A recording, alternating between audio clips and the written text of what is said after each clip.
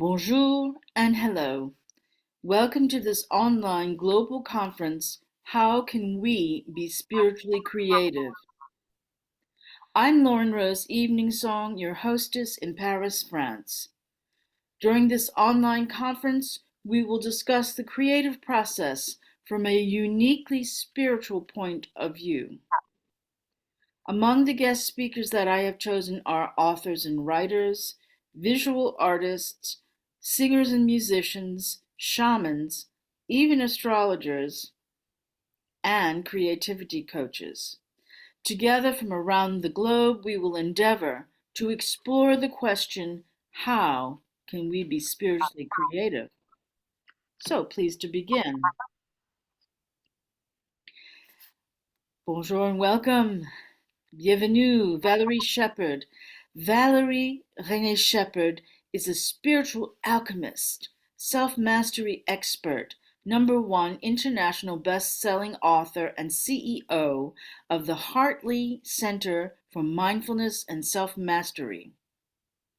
Dr. Valerie helps people increase their clarity, confidence, inner peace, and happiness using her proprietary Living Happy to Be Me 4-step personal transformation process and her novel Living 101 Being Happy and Whole college level curriculum. She works with groups and via multi-day retreats with C-suite executives, entrepreneurs, emerging adults ages 18 through 29. Her work integrates her training in heart math, sacred contracts coaching, compassionate communication, laughter yoga, improv comedy, practical spirituality, and the Order of the Blue Rose. Dr. Valerie is a member of the National Society of Leadership and Success and a certified master trainer with a PhD in consciousness and human potential.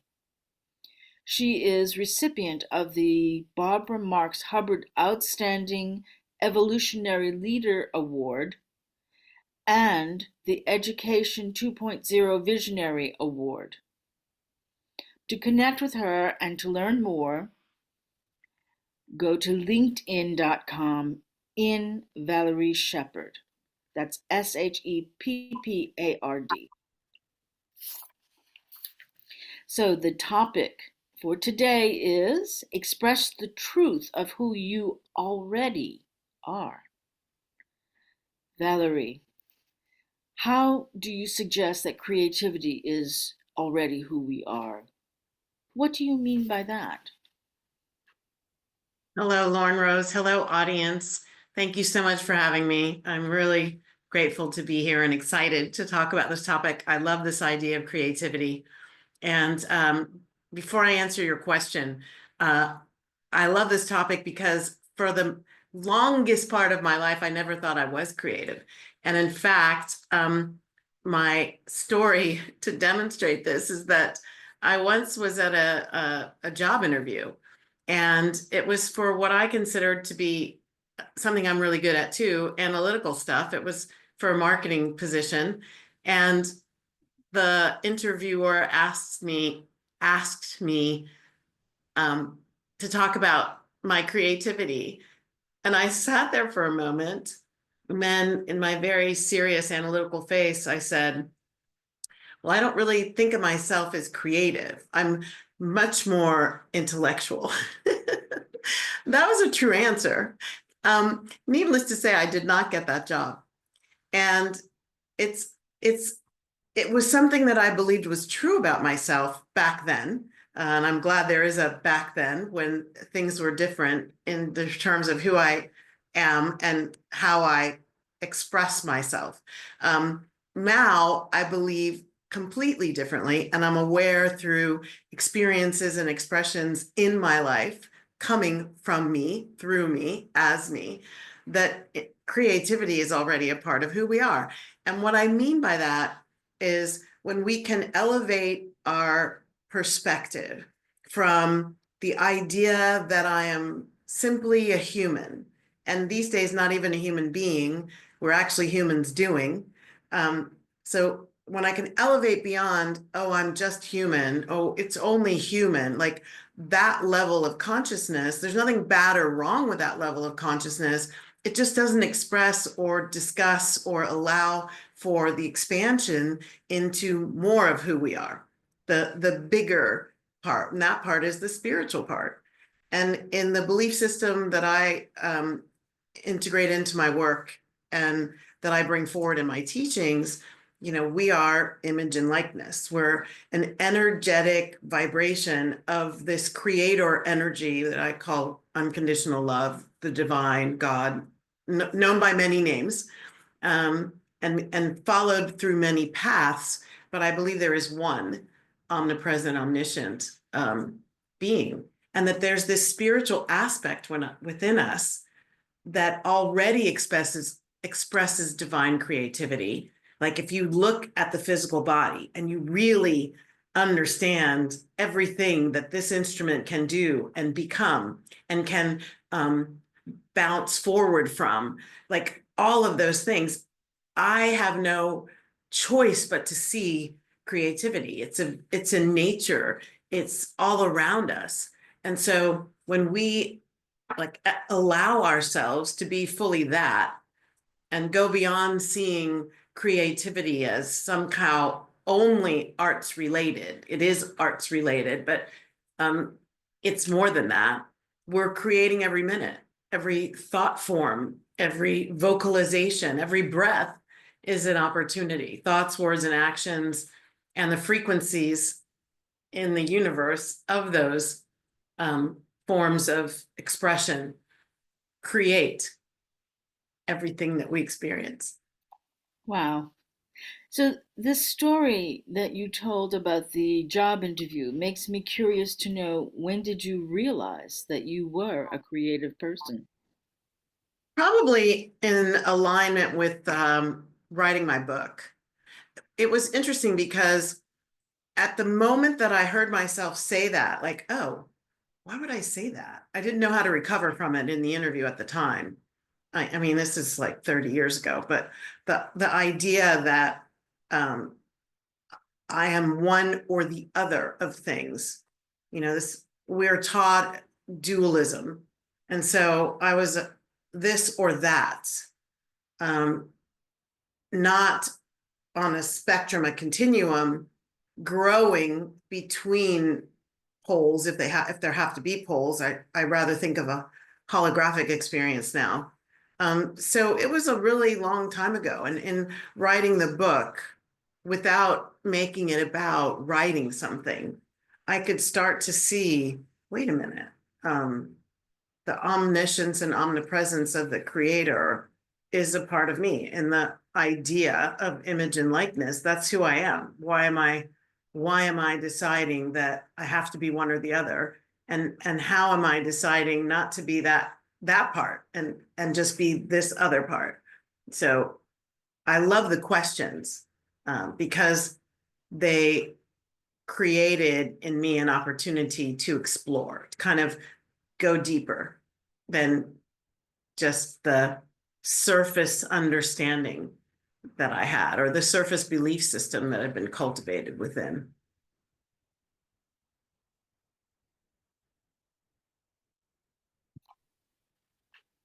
There we go. So, wow. I think it comes with maturity, right? We live and we grow, and hopefully we open our perspectives, every one of us, through various experiences. It could be very volatile, it could be very soft, and we go through a whole process. And it's it's really amazing. I have been talking to people for this global conference, and every story is different. Every story is amazing to me, and I hope that the audience will enjoy them all.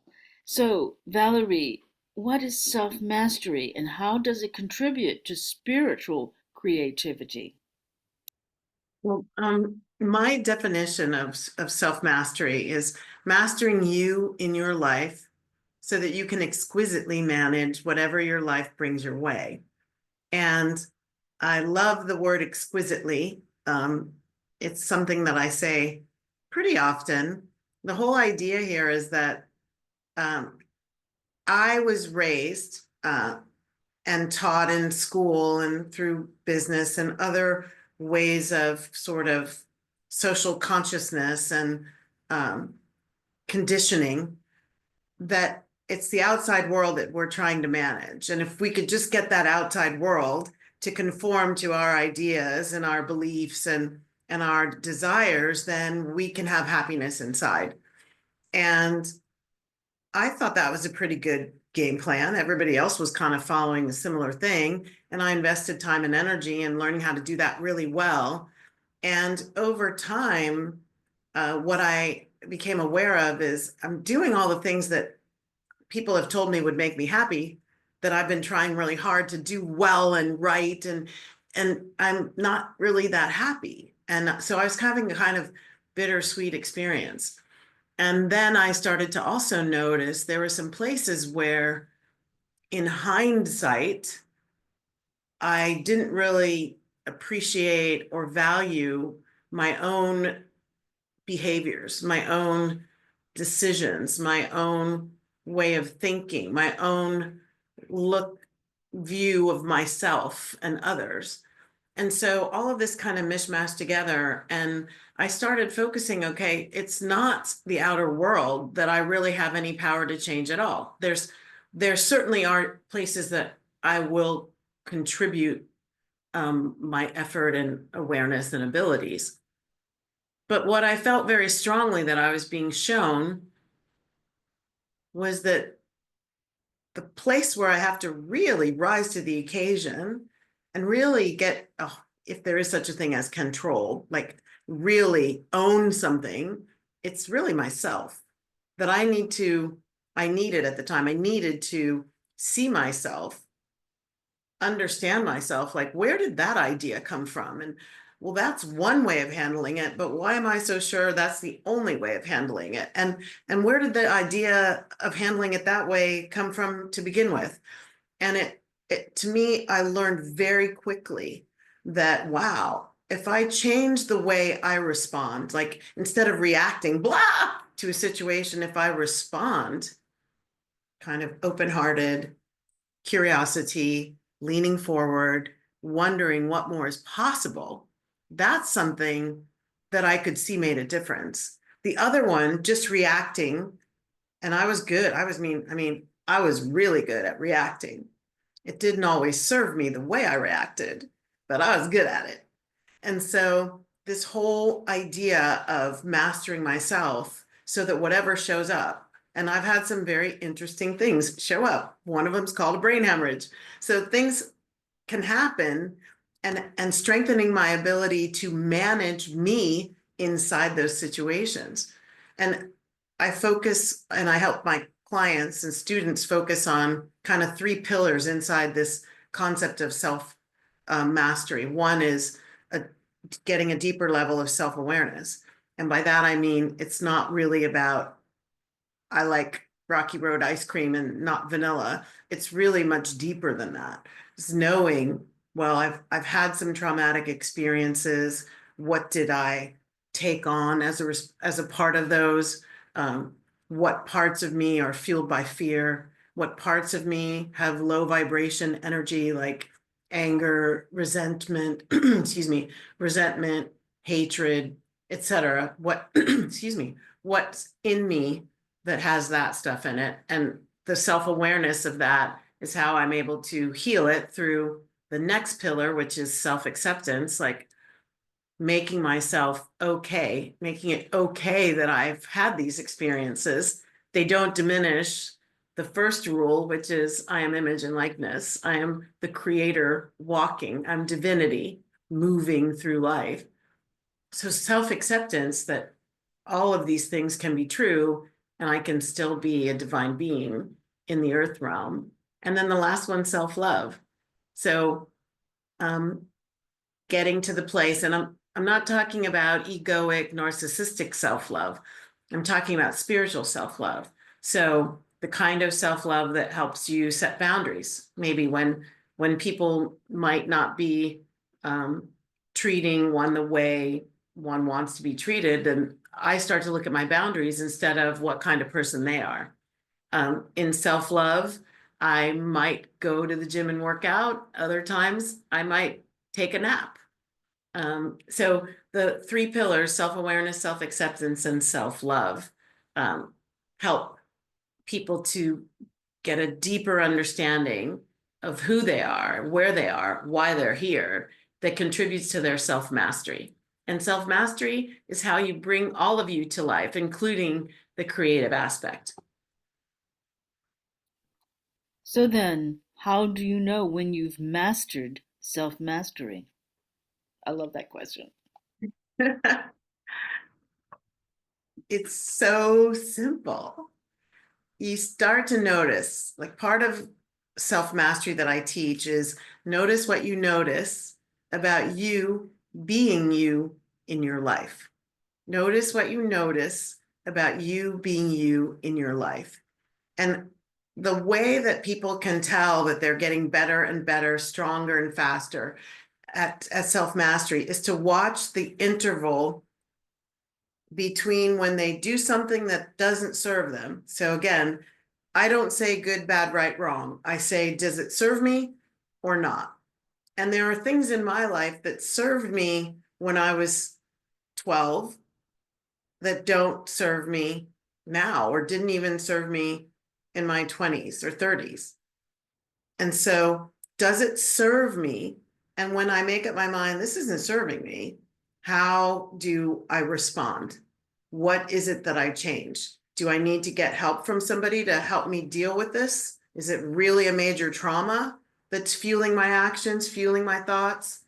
Maybe I need help. I mean, Olympic athletes, Olympic gold medalists have coaches. They have psychological support. They may have spiritual support. So I've always thought I'll get help. I'll ask for help and I'll get the help I need. And I encourage and invite everyone to be doing that. That's how self-mastery happens. We can't always see everything we need to see. Some of them are called blind spots in order to bring our best selves forward. And so that interval between I notice I'm doing something or saying something or being some way that isn't serving me, not so great.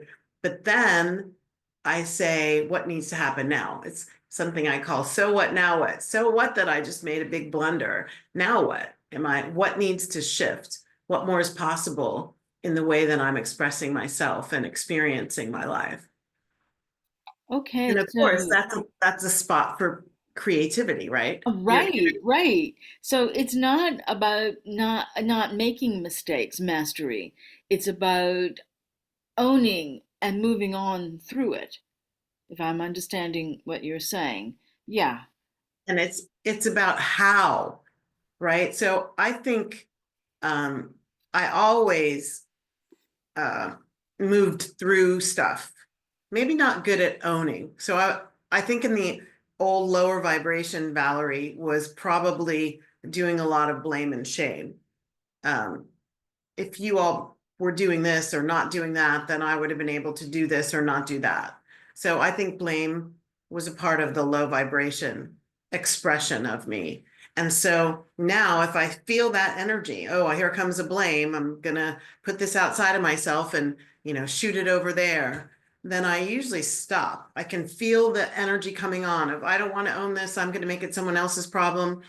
And then I go into my practices for forgiving that aspect of me that thinks that's the way I'm going to reach my highest potential. I forgive myself for that.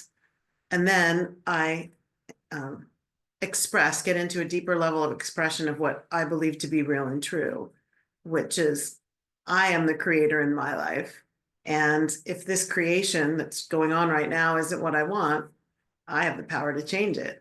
And that's what I like about self-mastery. It's really, really at a deep level, like way beyond personality and identity, right? I'm not talking about those kinds of things. I'm talking about deep in your inner being, where personality and identity doesn't even exist.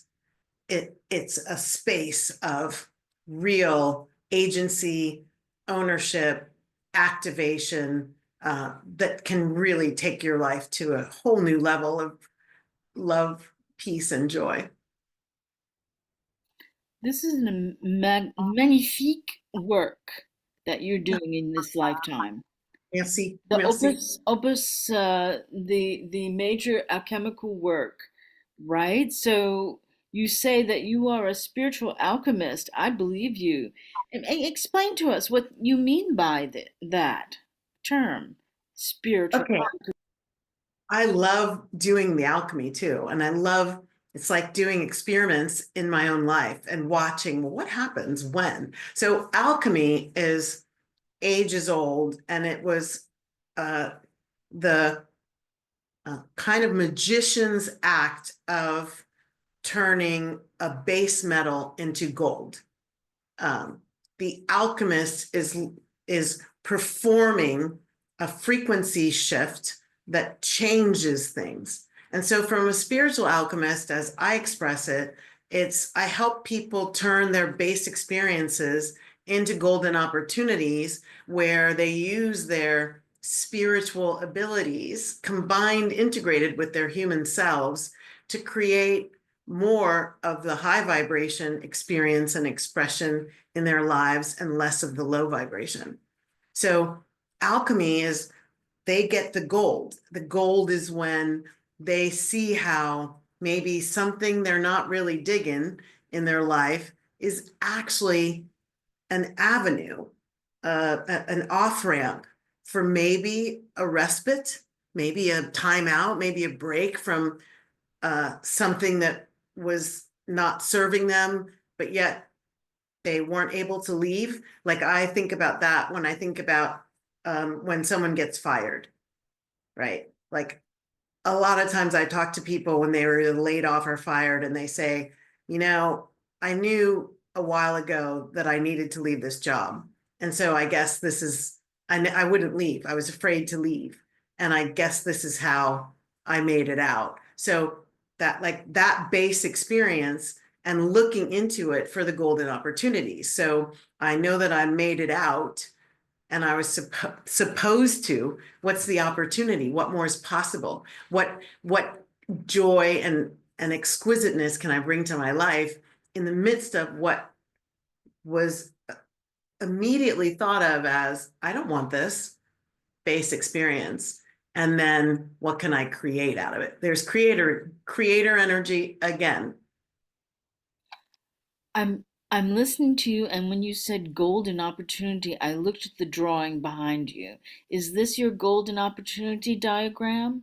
The sun with the rays and the swirls?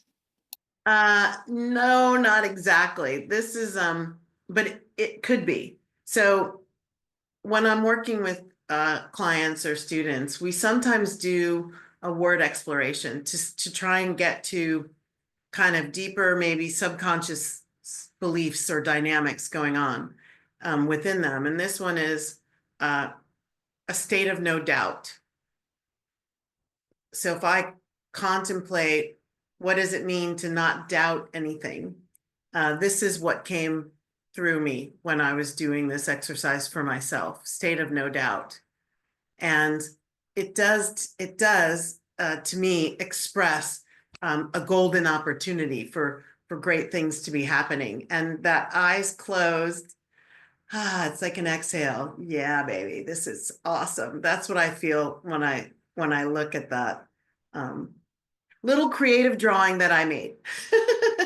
No, I like it. I like it. And you're expressing yourself in various ways, not just in words, but words and imagery and color. Yes, Yes. So yellow for the yellow for sunshine and golden opportunity. and sacral chakra where happiness is. Ah, okay. Yes. Yes, yes, yes. Sacral.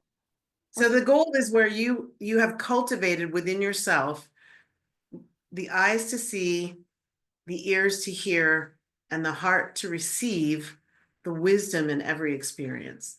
Like people, I grew up a lot with people telling me knowledge is power. And I used to believe that. And I was very knowledgeable, like I said, very intellectual. And now my belief is shifted, like I've alchemized it into what really is power, is wisdom. And I define wisdom as knowledge that's been put into action. So I've actually done something with it and know how that knowledge serves me or doesn't serve me, how it could potentially serve others. And I'm using it, leveraging it, bringing it to life and practicing with it day in and day out. That's power. That's wisdom. I like this leveraging and bringing it to life. Yes. Yes. Making it not just a practice, but making it something you living and breathing. It's more than just a mindset. All right. It's not just an intellectual exercise, is what I mean. Okay, that's a beautiful, beautiful testimony to understanding the difference between knowledge and wisdom. I like that. Okay, so, um, well, when you engage in spiritual creativity, how does it help with stress, anxiety, and overwhelm? Ah, wow. Do we have a little bit of that in the world today? It's like, I think with young people, with emerging adults, so 18 to 29-year-olds, and with others as well at this point, there is so much to be stressed out, anxious by, and overwhelmed with in the world. It really is a serious issue. And so the whole idea of the power inside spiritual creativity. So on the one hand, it's I'm powerless, so I have no agency. That's an external locus of control. I just have to deal with life the way it shows up. And I've heard this often, but I don't like it or believe in it. All I can do is make lemonade out of lemons. So that's kind of not much spiritual creativity happening there. It's just I react, I react, I react. And the stress, anxiety, and overwhelm typically kind of win.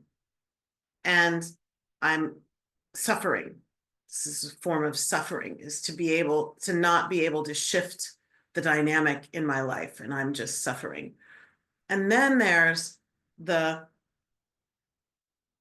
internal locus of control, knowing that I do have agency in any circumstance or situation that I'm in to master how I'm going through the situation. And so the idea here is I have agency to create a different situation that serves me better to get where I'm intending to go and to be who I'm intending to be. So in when you're ruled by stress, anxiety, and overwhelm, uh, people are often hooked into the appearance in their outer world, and they're disconnected from the power, the agency that they have inside them to actually change things, not change that, not change them, change this, change me. And so one of the most important things we can change is how we go through our situations in our lives, and then to watch what happens when we do that. So the co-creative power that we have to shift the experiences that we have in our lives. So rather than being the victim, claiming I've been victimized and blaming the other, I take on a different perspective. So I'm attached more to um, my belief system. Believing is seeing, not seeing is believing. Like belief creates. And the longer I hold on to belief, this is underneath law of attraction, law of reflection, law of karma, law of cycle reciprocity. Like what I believe and how I act on my beliefs are what's created in my world. And so as I get stronger at believing that I have the power to shift things, that and if the shift that the only shift that needs to happen is I need to get one of these meetings off my calendar, right? My day's too busy. I'm not keeping up. I need to get one of these meetings off my calendar. Like the belief that I deserve to be able to do that for myself, the belief that I am going to be a better participant in any meeting where I've given myself the time to have rest and rejuvenation, etc. Those kinds of things fuel the great co-creative power that we have to put into place. So when we activate our spiritual powers to see the possibilities, I don't need these 3 meetings. Oh, I'm the one who set this deadline. If I feel like the deadline's killing me, why don't I change it? Things like that. And actually activate spiritual laws in the multiverse and have them help me shift who I'm being and the way I'm doing things in order to take advantage of my co-creative power to alleviate the stress, anxiety, and overwhelm that I'm feeling in any given moment. Once again, you're just really blowing me away. Yeah, it's amazing. I'm listening, getting to know you, your process, and what you've been working with all these years. And I really have to say, I admire you. That's really amazing work. Thank you so Amazing much. work.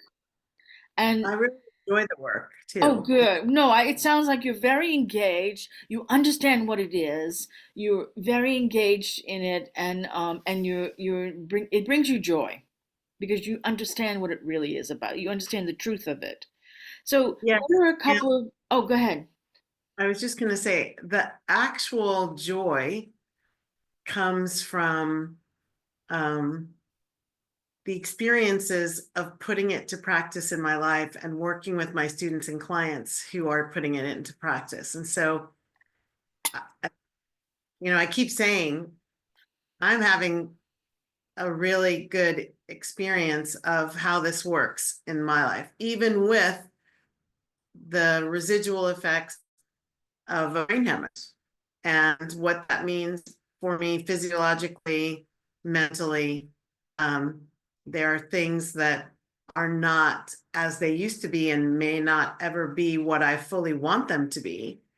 And um, yet I feel like I am uh, living a really beautiful, divine experience.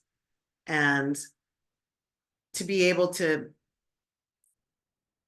know that, like really deeply, as Oprah would say, to know that we know that we know. I know that I know that I know that this, what I'm talking about, the principles that I teach in my body of work, that they actually do deliver success. And to be living that success is really awesome.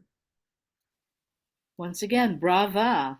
Thank you. Okay, so our last question. What are a couple of your favorite principles for activating spiritual creativity? Okay, activation. I think a really kind of foundational principle is that your relationship with yourself is really the most important. I sometimes say the only relationship that's worthy of you focusing on.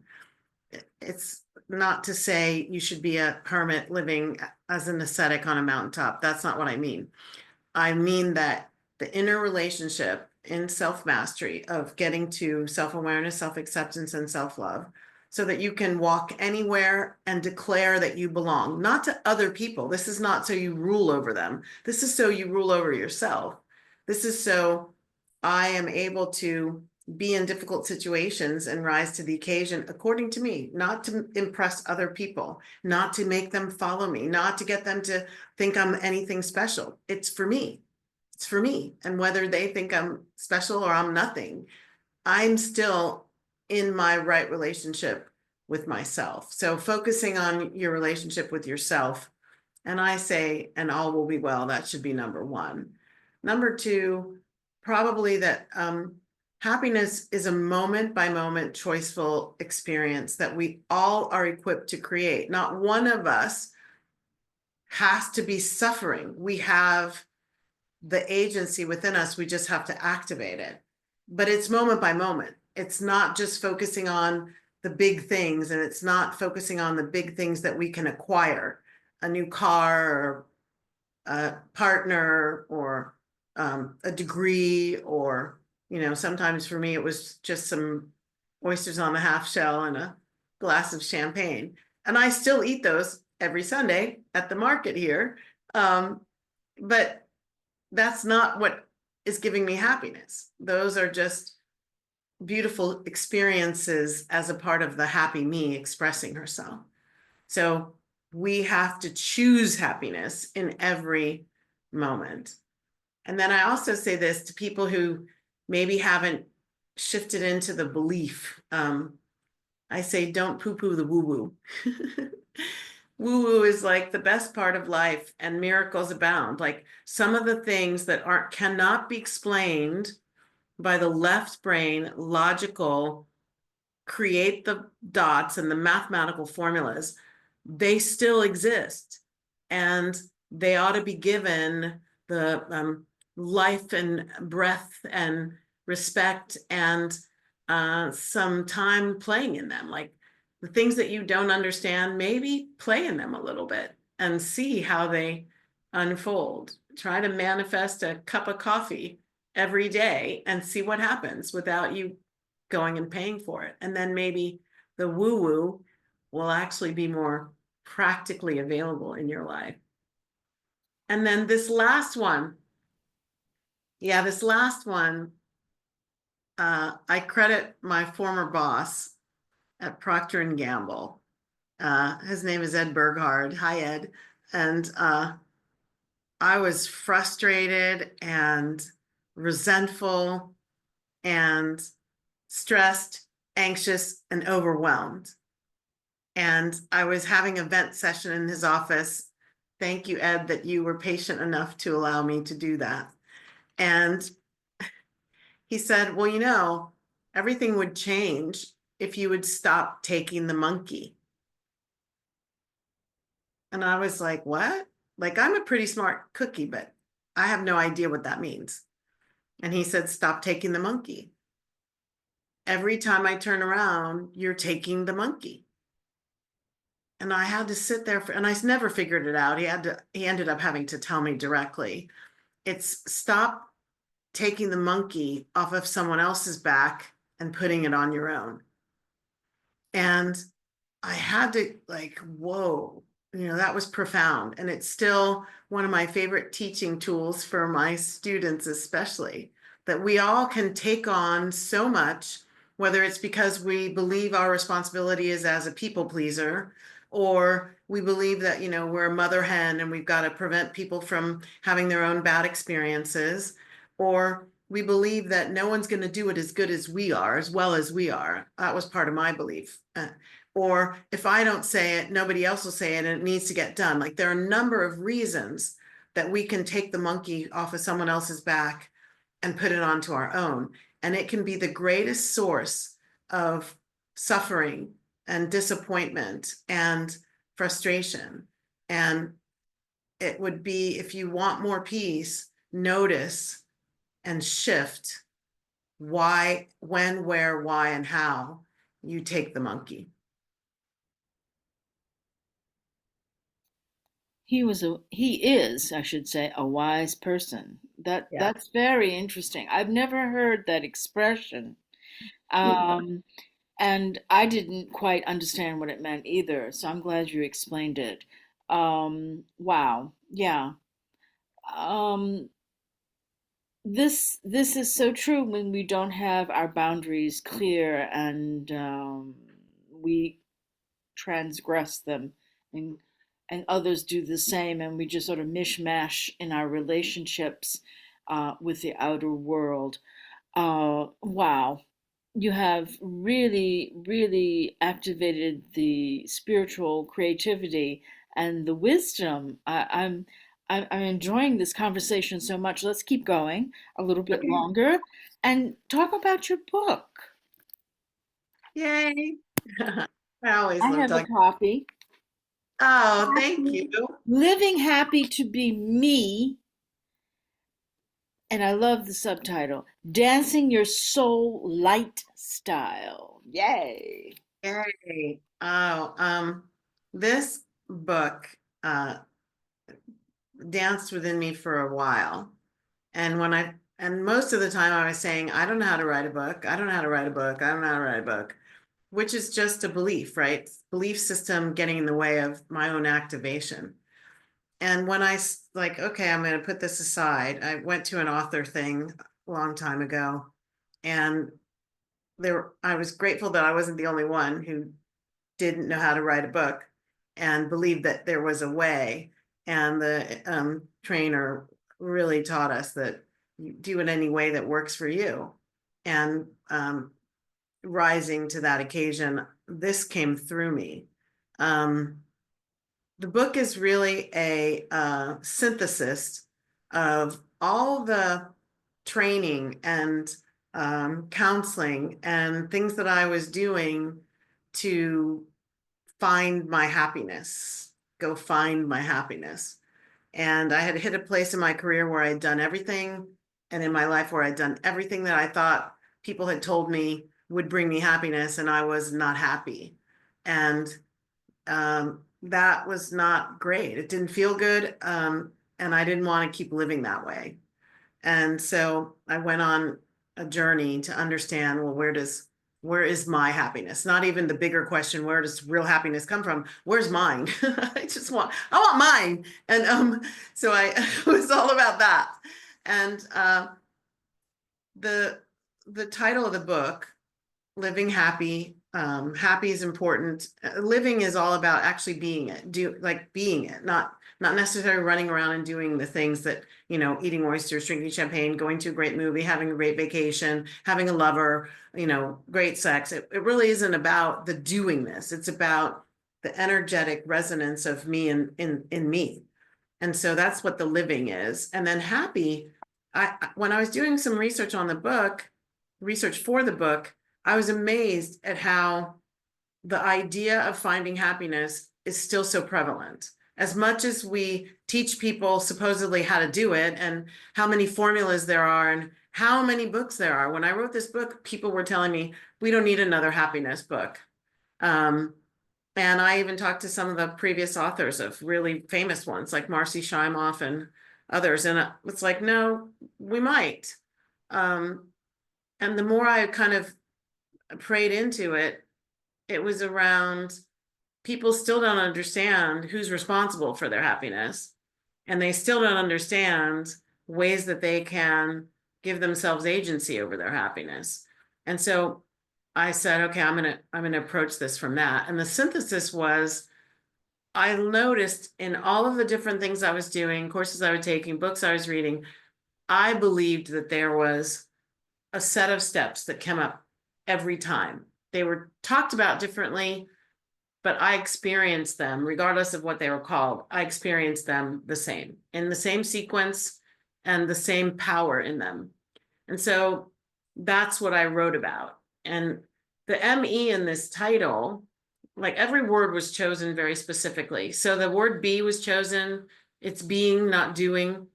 And so how do you be happy as opposed to do happiness? And then the capital ME, that's actually an acronym for Magnificent Essence. And the book talks about how we are divine and that we are essence of the divine expressing in the human realm. And when we really know that at a deep level and own it, like activate it in the way we think, speak, and do, we have a very different expression and a very different experience of being me in my life. And it talks about going from, my journey from mighty ego, which is the lowercase me, to magnificent essence, which is the uppercase me. And then I got tired of everything I was doing being work. I was like, oh, I gotta work on this. I gotta work on that. I gotta go to work. I got tired of that word. And I could feel that it triggered some low vibration energy in me. And so I I love dancing. I It's one of those things that is a part of what I consider the creativity that's inherent in us. Dancing is, I think, as old as time, and it's a great expression for the love that we are. for the divinity that we are, to like to connect with fragments all over the universe. Dancing is just so powerful. And so uh, I gotta put dancing in here. And this dancing your soul light style, the light style part is that, with this book and other tools, when we lighten up our load, like I used to have a workshop called Lighten Up and Let Go, Claim Your Vibrant Life. Like, let go of the stuff that's getting in your way, whether that's your belief system, whether that's some practices you're doing or not doing. Like, lighten up your load, stop carrying the heavy stuff, like the monkey. Get that monkey off your back, stop carrying the heavy stuff, and watch how you spiral up. And as you spiral up into a higher vibration, like attracts like. So the higher you elevate your vibration, your consciousness, your vantage point, the higher is your experience, because those things are attracted to you. You're the one carrying the energy. And so those things come into your life more frequently and more tangibly. And so this book is a guidebook on how to do it. And it has practice exercises in it and things that people can do to kind of test their way to success, specifically in their life, with their belief system, with their dynamics, not somebody else's life, but to put it into practice and see how it works with them being who they think they are. And then how do they alchemize and adjust and keep going, spiraling up. Wow. Okay. I opened up the book. Can I read anything from the book here? Oh, please Okay. Page 184. Get clear on who you are to you. I love do. that. Yes. And then Thank the you. question, the ultimate question, how do you treat yourself? Wow. Yeah. Yeah, yeah. It all starts from within and it burgeons out. It just goes out into the world and we create the world from who we It's are so true. inside. It's I I used love how you clarify the difference between the outside world and the inside world. yes. And I tell people, one of my really um, seminal questions for people to consider always: who am I being when I think I'm being me? Who am I being when I think I'm being me?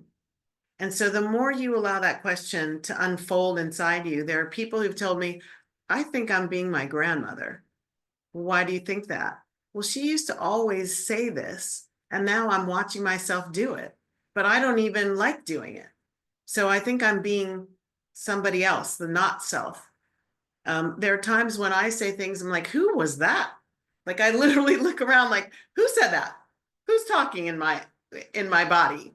And then that question lets me see I'm so deeply conditioned in a belief system, I'm not even aware when that belief system is running my life. And sometimes that belief system is running me ragged. And so, who am I being when I think I'm being me is a real important contemplation for lightening up, lightening up your life. On the page, it goes on to say, for an entire day, capture and assess your internal voice. Give yourself a day without self judgment. Ooh, is that a difficult one? And another possibility is spend a day completely in solitude. Ooh, that is really hard to do, and it's a challenge, but probably very, very productive in a different kind of way. Not so much as in a physical production, but producing energy within, remotivating the individual. I can imagine that it must bring a great deal of joy when your clients do take on these programs and these steps and succeed in making themselves much happier. That's Yes. beautiful. So Yeah. I have the book. Valerie gifted me with it, and I'm going to be dipping into it like I do with all books. I don't usually read from cover to cover anymore. I just dip You in and find what works for me at the time. And I'm going to stop judging myself on that one because it's not always about A to Z. Sometimes it's just the B and then a couple of other letters like L and P. So, well, I'll dance with it. There you go. Beautiful. Yay. Beautiful. I agree with you, and I'm going to take your commitment to stop judging yourself on that into me, because I have done the same thing.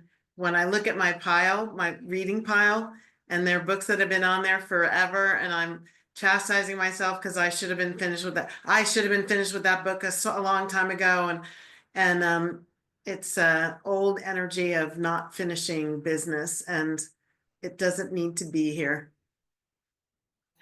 I think it served its purpose when I was younger to read through certain books and to grasp the entire philosophy of the author and their words, their expression. Now at this point in my life, I don't need to read entire books, and I'm just getting to that point where I understand that. So I'm very happy about this new commitment. And I'm glad you are too. Well, I invite you, Lauren Rose, whenever you feel like you need a boost of energy around that, give me a call and we'll have a quick chat on all the books we haven't finished. That sounds like a good plan. Okay, beautiful. So, is there anything else that you'd like to talk about, Valerie? Well, I want to make sure that everyone knows how they can um, get in touch with me. So the LinkedIn uh, is a great place, and then I'll obviously my social media stuff on my social media links that are also here on Lauren's site. Mm-hmm. Find me on YouTube. I have a YouTube channel that has lots of 30 minutes or less videos with teaching tools on a particular topic, and I have a private group in Facebook, the Bliss Okay. Collective, that is is there for help. Yes. Okay, good. And do you have a free gift? I do. Oh, good.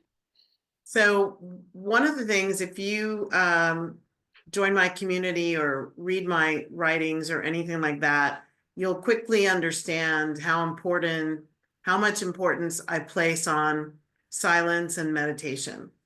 And it is a skill, being in silence and learning to meditate. They're both skills that will serve you in any aspect of your life, whether you're still working a high powered, potentially stressful job, or you're retired and the biggest job you have is what you're going to do with your grandchildren on the weekend. Whatever that spectrum is, silence and meditation play a role. So silence helps you hear what's going on inside. Like if you, the deeper you can go inside, the more you can notice the parts of you that are running on autopilot and not giving your higher self room to breathe. And meditation is a way that you shift focus from the autopilot stuff and you put it onto creator being stuff, where you actually control your inner mind. You leverage it to create the things that you want to create instead of running willy-nilly and just reacting to the outer world. So I actually have been in the studio. I wrote some meditations. I picked the music. I found a producer who co-produced with me. I and there are 3 tracks and one that teaches a little bit about meditation. And so my free gift is a downloadable meditation collection to help you with getting into the silence and the your inner higher vibration creativity. and authentically be able to transcend all the things in your life that may give you stress, anxiety, and overwhelm. That's very generous. Thank you. 3 tracks. Okay. Um, yeah, and do you have any other projects that are coming up soon, like a new book, workshops? What do you have going on for the near future? Well, I have, uh, we're in the finishing, polishing stages of a book that seems like it's taking me forever to write, but it is on managing or unhooking from stress, anxiety, and overwhelm. That's probably in a summer launch window. And I am starting to envision a new France retreat, a week long. It's actually not a retreat; it's a spiritual intensive. So it's come be on the ground in the beautiful foothills of the Pyrenees Mountains in the south of France, near the border with Spain, and feel the energy in the hills and in the soil, uh, the spiritual dimensions here, and allow yourself to go maybe deeper than you've ever gone, to be that alchemist for yourself and shift yourself to a higher vibration. Okay. Let me know when that gets planned and what Yes. time of year it's going to be in the Pyrenees foothills. It sounds wonderful. Yes. Is there anything else that we failed to mention and we should bring up? I'm very happy and I'm feeling very complete. Oh, Thank you. good. Oh, good. Okay. Well, I appreciate you taking the time to do this, Valerie. And I just can imagine the ripples, the effect it's going to have, this talk and your work and your book. So I thank you and namaste.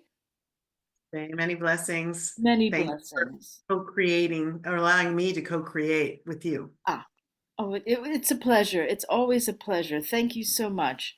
Okay, well, you take care and you have a beautiful day. You too, Lauren Rose. Bye.